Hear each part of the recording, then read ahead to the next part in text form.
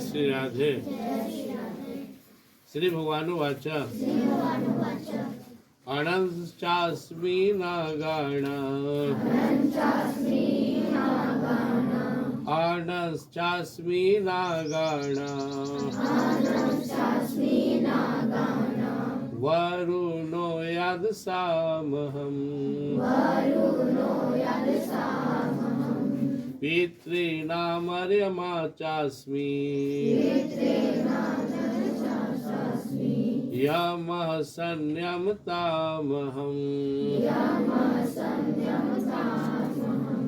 अर्णश्चास्मि नागाणां वरुणो यदसामहम्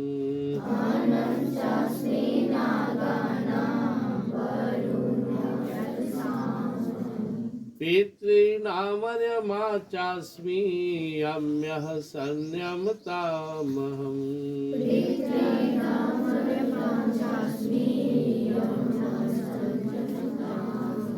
विभूति योग चल रहा है। आज 10वां अध्याय का 29वां श्लोक है। किसके श्लोक में? तो मेरा अनुभव कर सकते हो। भगवान श्री कृष्ण हम लोग को बता रहे कि इन लोग पर नजर पड़े तो मेरा अनुभव करो। इसे हम लोग गाय के बच्चा को, बछड़ा को देखते तो गाय याद आती है। करेंट देखते, फैन देख रहे हैं, चलो फैन चल रहा है, बल्ब ज़्यादा, तो हम लोग को याद आता है कहीं ट्रांसफार्मर है, पावर ग्रिड है। कुछ भी हम लोग जब देखते हैं बारिश हो रही है और अनुभव करते हैं बादल है।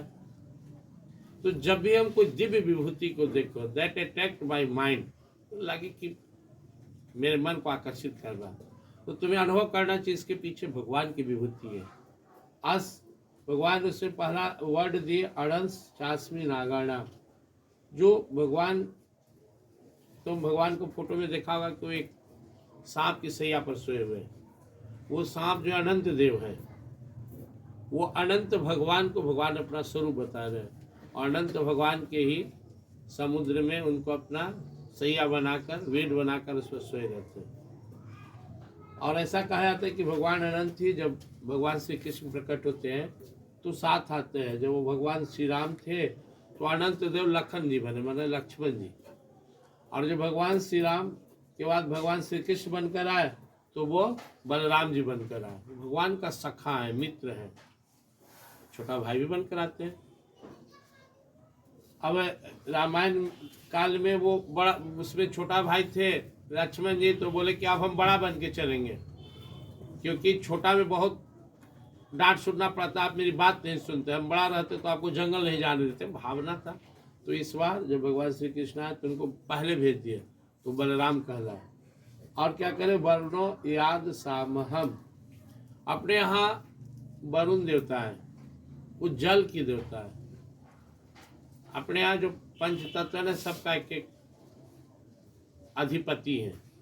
तो जितने भी जलचर प्राणी है, जितना भी जल का स्रोत है, उसका प्रधान भगवान वरुण होते हैं।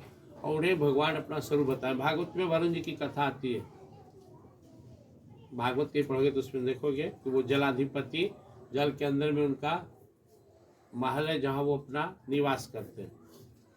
और पितृनाम अर्यमा चास्मी, जो हम लोग का पितर लोग होते हैं, पितर लोग कहते हैं जो चले गए हमारे पूर्वज, उसमें इन सब पितरों का प्रधान है अर्यमा।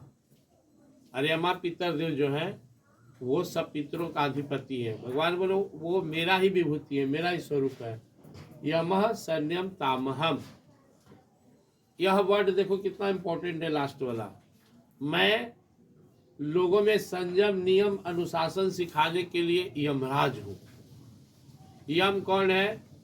धरती पर जितने भी लोग जो भी कर्म करते हैं उनका लेखा जोखा उनके पास रहता है। और जब कोई शरीर छोड़कर जाता है तो हिसाब किताब होता है।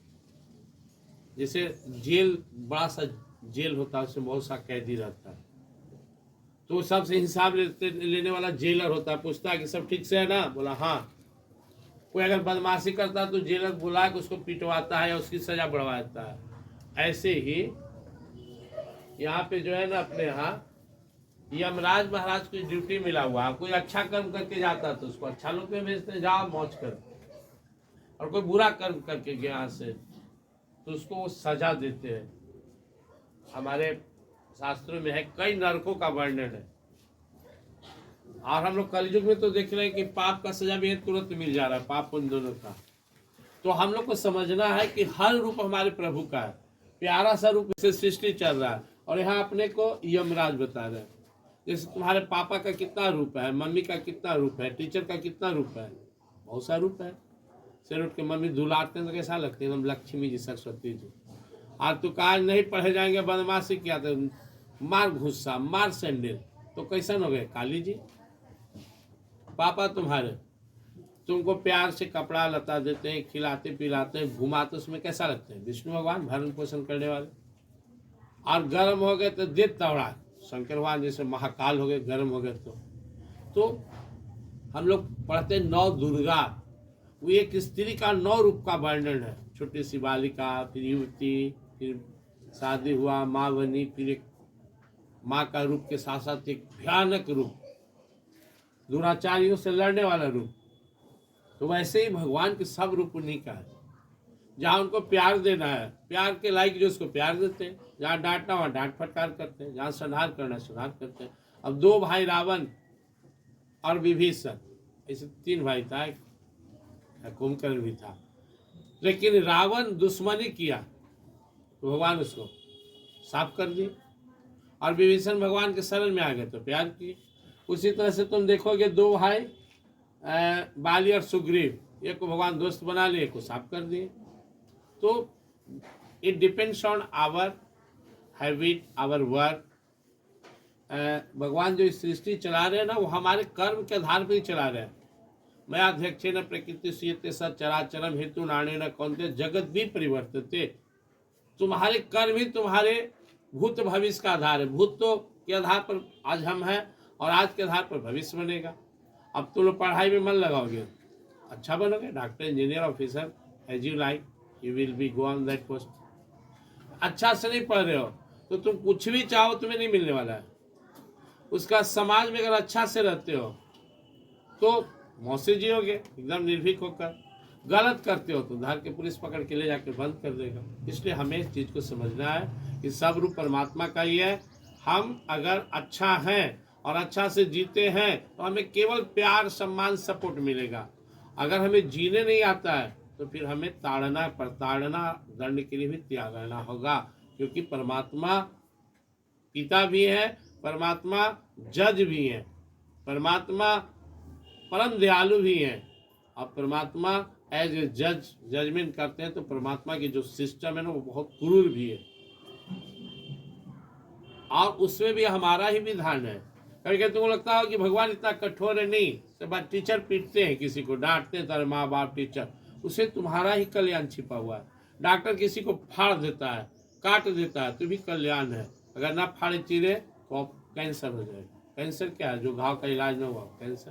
हम लोग को परमात्मा भरोसा करना है। सब लोग संकल्प करेंगे आंख बंद करो कि हम अच्छे बनेंगे। हम अच्छे हैं क्योंकि हम मनुष्य हैं, हम अच्छे हैं क्योंकि विश्व रहने वाला परमात्मा का अंश दिव्य आत्मा है। हम अच्छे हैं क्योंकि हम स्टूडेंट्स हैं, हम सीख रहे हैं, पढ़ रहे हैं। हमसे गलतियां हो सकती है, लेकिन हम अपने जीवन में हमेशा सुधार पर ध्यान देंगे। जो हमेशा सुधार पर ध्यान देता है वो आगे चलकर बहुत महान बनता है। हमेशा अपने में कमी ढूंढो, उसे दूर करो। कमी ढूंढो, दूर करो। गुण है उसको डेवलप करो, कमी को भी भगाओ और गुण को बढ़ाओ। इस तरह से तुम एक परफेक्ट इंसान बनोगे। जय श्री कृष्ण।